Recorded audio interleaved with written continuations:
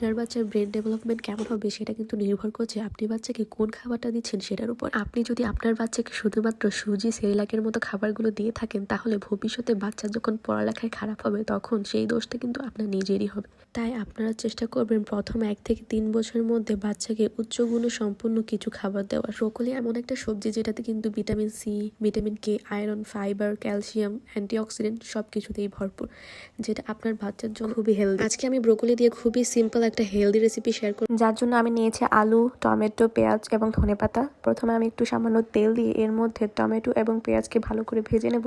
তারপরে এতে ব্রোকলিগুলো ধুয়ে দিয়ে দিব।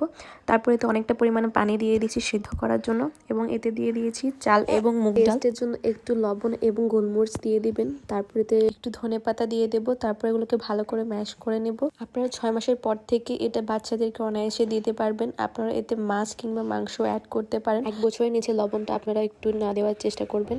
বাচ্চাদের এরকম পুষ্টিকর রেসিপি পেতে আমার পেজটিতে ফলো দিয়ে পাশে থাকবেন।